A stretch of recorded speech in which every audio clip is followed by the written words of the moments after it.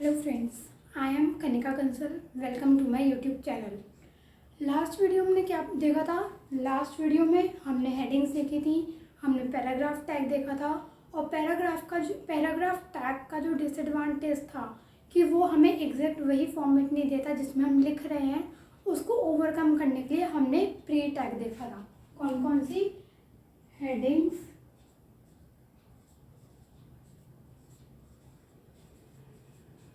हमने मेन ये 3 tags cover करे थे। हेडिंग्स में हमने वो 6 हेडिंग्स देखी थी। पैराग्राफ टैग देखा था एंड प्री टैग देखा था। आज हम अपना नया टॉपिक पढ़ेंगे HTML के अंदर ही, that is images in HTML। हमने कल तक ये देखा था कि अगर हम कोई टेक्स्ट हेडिंग्स की फॉर्म में डालना चाहें या पैराग्राफ की फॉर्म में अपना कंटेंट देना चाहें या पोएम लिखना चाहें एक पर्टिकुलर फॉर्मेट में, स्पेसिफाइड फॉर्मेट में, तो उसे हम प्री टैग के थ्रू कैसे लिख सकते हैं। आज हम देखेंगे कि अगर हमें अपनी HTML फाइल में इमेजेस देनी है, इमेजेस को अटैच करना है, तो वो कैसे करते हैं। तो वही इसके लिए भी टैग होता है। जैसे अब तक हमने हेडिंग्स के लिए टैग पढ़े, पैराग्राफ के लिए टैग पढ़ा, प्री के लिए टैग पढ़ा, ऐसे इमेजेस के लिए टैग क्या होता है?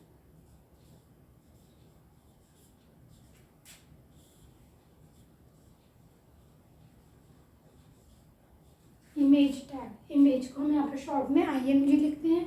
IMG टैग ओपन होगा, IMG टैग क्लोज होगा। मीन्स हमें जो भी इमेज देनी होगी, जो भी इमेज हमें अटैच करनी होगी, वो हम इस इमेज टैग के अंदर लिखेंगे। या उसका सोर्स, उसका नाम, उसका एक्सटेंशन, जो इमेजेस का एक्सटेंशन होता है ना, जैसे कि .jpg, .png, ऐसे करके इमेजेस के भी एक्सटेंशन होते हैं। तो वो एक्सटेंशन कहाँ देंगे, इसके जो नेम्स होंगे वो कहाँ देंगे, वो देखते हैं। मान लो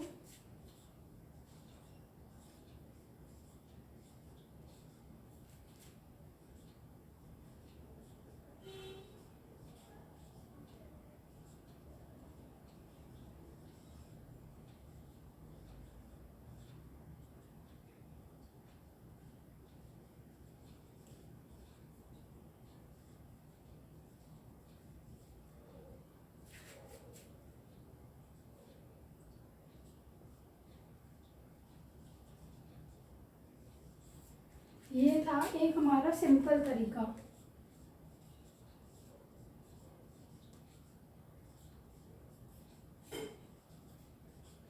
हमने क्या करा? HTML टैग स्टार्ट करा। हेड मैंने आपको कल भी बताया था कि हम स्किप कर सकते हैं, कोई कंपल्सन नहीं होता, क्योंकि अभी सिर्फ वो क्या कंटेन कर रहा है? टाइटल। हमने बॉडी स्टार्ट करा। बॉडी स्टार्ट करने के बाद हमने लिया IMG टैग। अब आप कहोगे IMG टैग में ठीक है, मैंने भी आपको बताया था नेम लेते हैं, एक्सटेंशन, लेकिन ये SRC क्या आ गया? Basically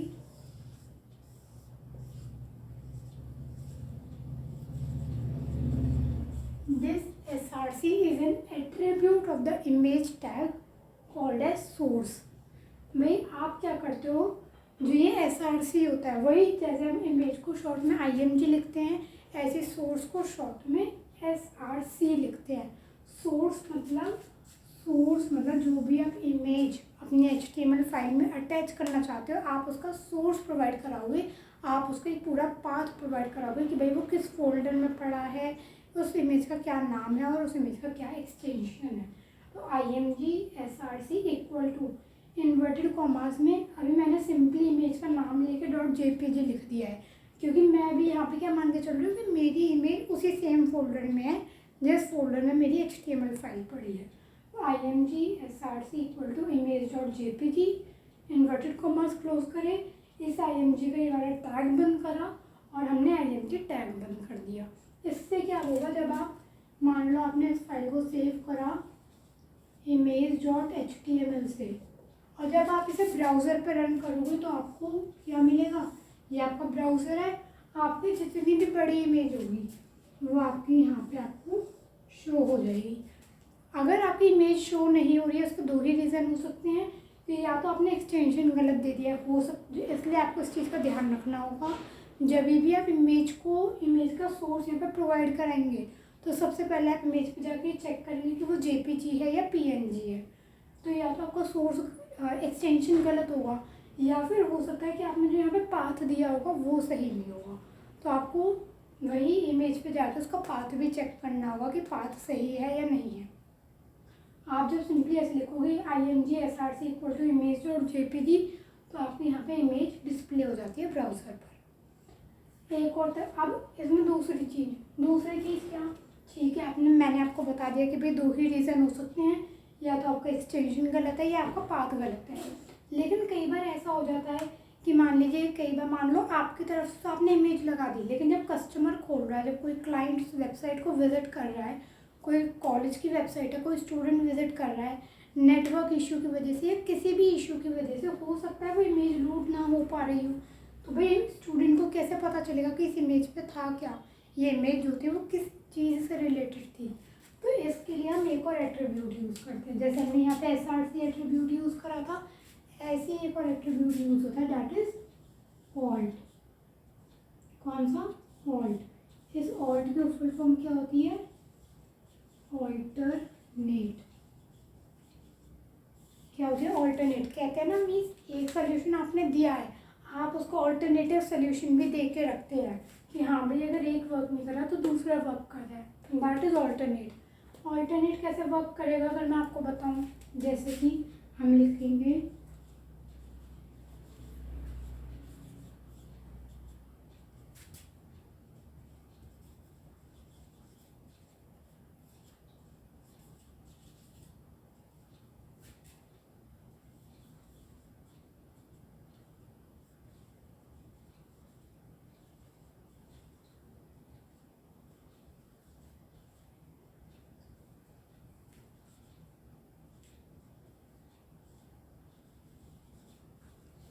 this is the example. इसमें हमने क्या करा, हमने वही img टैग यूज़ करा, src एट्रीब्यूट देके इमेज डॉट जेपीजी दिया, alt equal to computer image लिखा और फिर img बंद करा। अब ये src क्या करेगा, इस src एट्रीब्यूट ने क्या करा, जो आप इमेज अटैच करना चाहते हो उसका नेम दिया उसके एक्सटेंशन के साथ, इमेज डॉट जेपीजी। इस ऑल्ट ने क्या करा, alt equal to computer image, इस ऑल्ट ने क्या करा, आपने टेक्स्ट दिया कंप्यूटर इमेज। अब क्या होगा, लेट से यही आपका ब्राउज़र है, आपने इसे इमेज डॉट HTML से ही लेट से सेव करा है, इस फाइल को इसी में डाल के आपने इमेज डॉट HTML से सेव करा। अब जब आप इसे रन करोगे, मान लीजिए आपके ब्राउज़र पे लिखा आ रहा है क्या,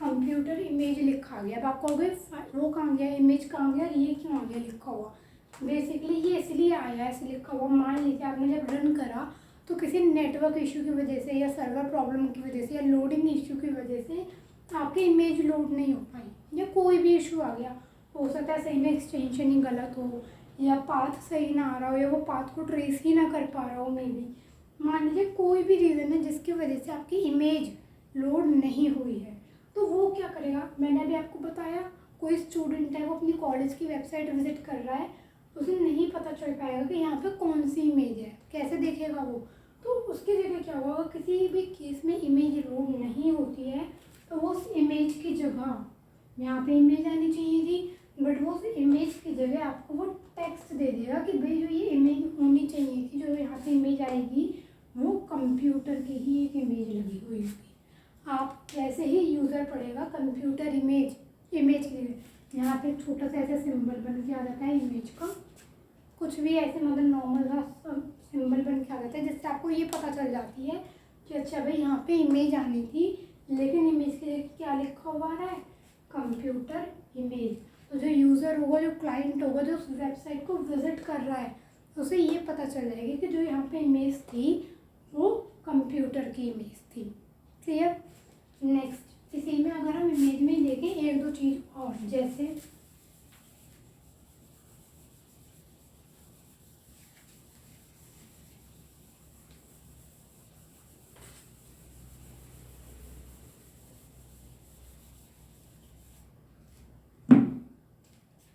इमेज में हम दो एट्रीब्यूट और पढ़ेंगे।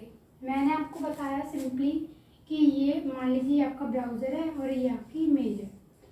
आपको मैंने इसमें 2 एट्रीब्यूट बताया अब तक। कौन कौन से? एक तो बताया मैंने आपको SRC जो कि सोर्स बताता है, दूसरा बताया मैंने आपको ऑल्ट। ऑल्ट क्या करता है, इमेज अगर डिस्प्ले नहीं हो रही है तो उसकी जगह वो आपको टेक्स्ट दे देता है उस इमेज से related.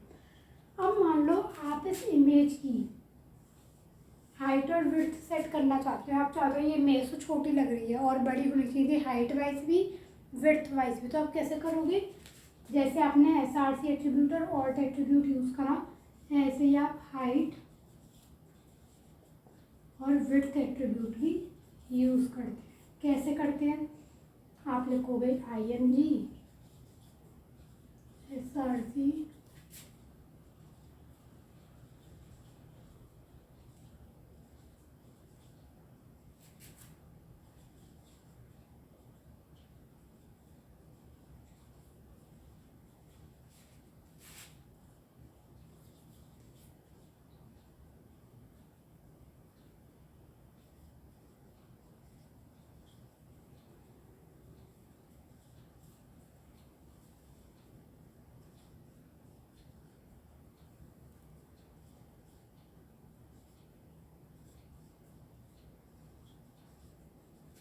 This is the syntax. इसमें आपने क्या करा है, IMG SRC से आपने सोर्स दिया, उसका एक्सटेंशन दिया, उसका नाम दिया। ऑल्ट से आपने ऑल्टरनेटिव टेक्स्ट दिया कि अगर इमेज डिस्प्ले ना हो तो ये लिख के आ जाए, और यहीं पे आपने हाइट और विड्थ एट्रीब्यूट का यूज़ कर लिया। हाइट में आपने मेंशन कर दिया 200, विड्थ में भी आपने मेंशन कर दिया 200। मीन्स लेट से अगर ये पहले इमेज 100x100 की थी तो अब क्या होगा, जब आप इसे रन करोगे अपने ब्राउज़र में तो आपको पहले से कंपैरेटिवली बड़ी इमेज शो होगी जो कि हाइट वाइज भी बढ़ चुकी होगी और विड्थ वाइज भी। आप चाहो तो कोई एक चीज़ भी बढ़ा सकते हो, आप चाहो तो दोनों भी बढ़ा सकते हो, आप चाहो तो किसी को ज़्यादा किसी को कम भी रख सकते हो अपनी नीड के अकॉर्डिंग। सो बेसिकली आज हमने क्या तो हमने इसमें क्या करा, इमेज टैग देखा हमने, जिसमें हमने क्या करा, हमने सबसे पहले सोर्स एट्रीब्यूट देखा इमेज का, फिर हमने ऑल्ट एट्रीब्यूट देखा, फिर हमने हाइट एट्रीब्यूट देखा कि हम हाइट कैसे फिक्स करते हैं किसी भी इमेज की, और फिर हमने विड्थ एट्रीब्यूट देखा कि अगर हमें किसी इमेज की विड्थ फिक्स करनी हो तो वो कैसे करते हैं।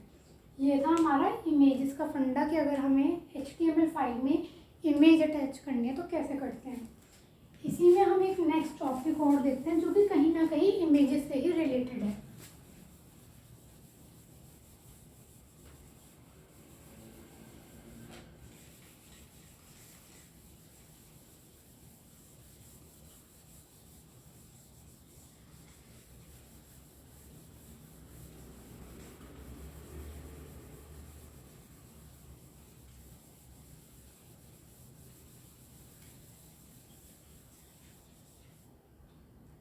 एक इसी में आपका नेक्स्ट टॉपिक आता है, दैट इज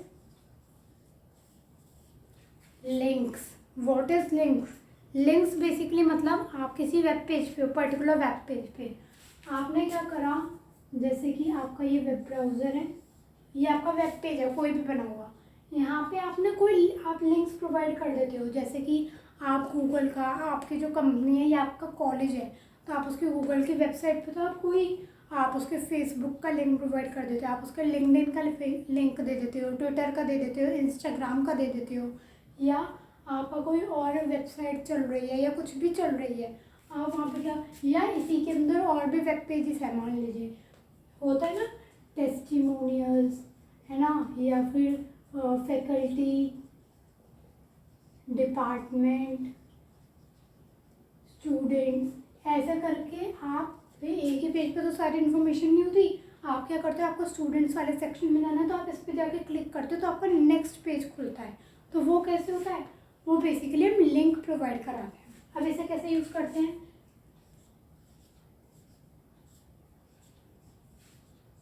लिंक्स के लिए भी हम क्या यूज़ करते हैं, ए टैग। ए क्या होता है यहाँ पे,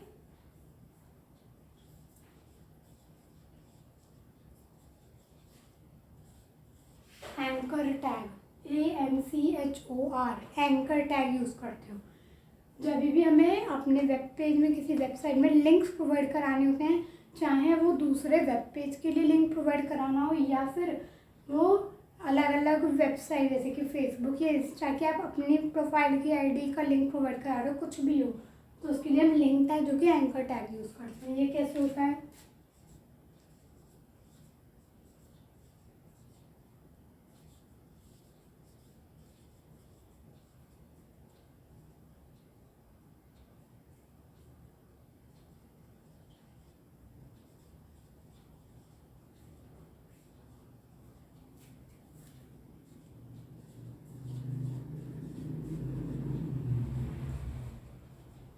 लेट्स से मैंने ये एग्जांपल लिया है एक सिंपल सा, मैंने बॉडी टैग लिया, बॉडी टैग के अंदर मैंने AHREF इक्वल टू गूगल का लिंक दिया, इसके बाद ए टैग से बाहर आने के बाद मैंने गूगल लिखा और फिर एंकर टैग क्लोज करा। अब ये HREF क्या है?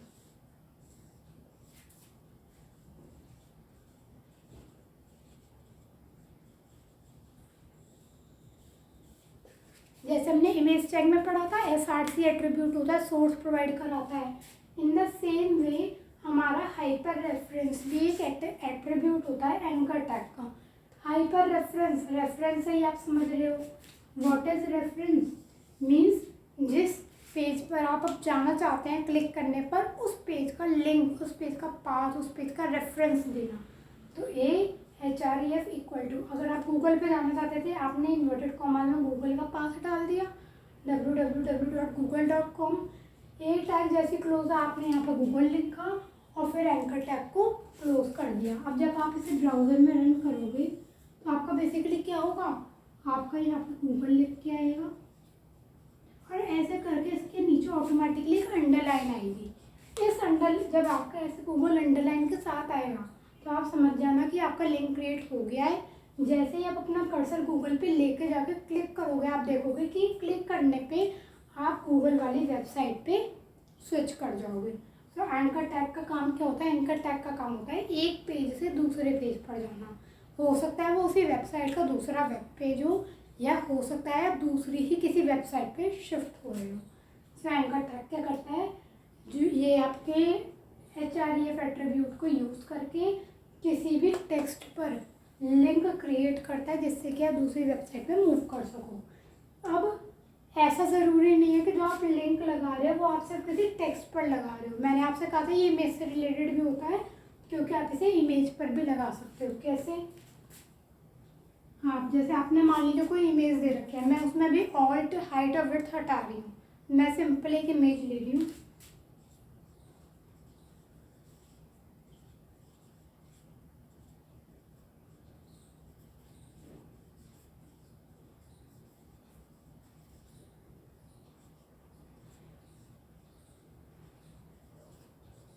ये है आपका, आपने IMG इक्वल टू image.png लिखा और इमेज टैग को क्लोज कर दिया। ये आपका सिंपल है जिससे आपकी एक इमेज क्रिएट होगी।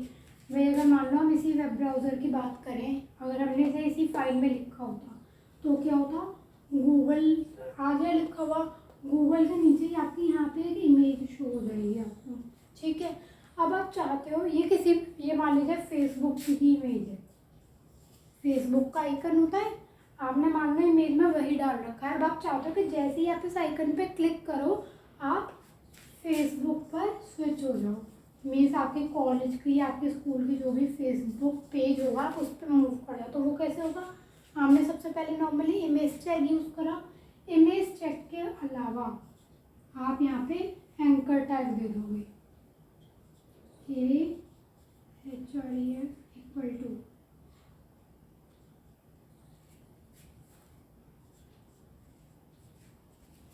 हो गया। आपने क्या करा, इमेज टैग यूज़ करा, इमेज दी, इमेज से पहले आपने AHREF इक्वल टू यहाँ पे आप फेसबुक का वो दे दोगे पाथ, रेफरेंस जो भी होगा, और एंकर टैग आपने क्लोज कब करा है, इमेज के बाद, क्योंकि आप इमेज पे लगाना चाहते हो इसलिए इमेज से पहले शुरू होगा एंकर टैग और क्लोज कहाँ होगा, इमेज के बाद।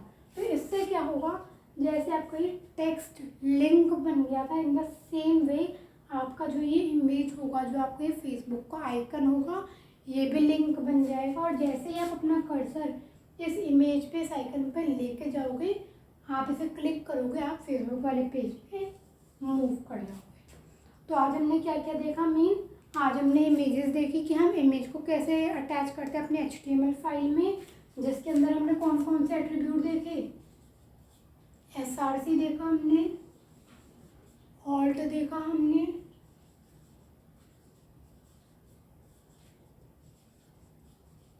हाइट और विड्थ देखी हमने। फिर हमने लिंक्स देखा, लिंक्स में हमने एंकर टैग बताया, मैंने आपको href एट्रीब्यूट बताया। इसे मैंने आपको लिंक को एक टेक्स्ट पे भी लगाना सिखाया और आपको एक इमेज पे भी लगाना सिखाया कि अगर आप लिंक किसी इमेज पे लगाना चाहते हैं तो वो कैसे लग सकता है। तो आज हमने ये 2 चीज़ देखी। नेक्स्ट वीडियो में हम और भी छोटे छोटे टैग जो अलग अलग हम HTML में यूज़ करते हैं हम वो देखेंगे। Thanks for watching my video.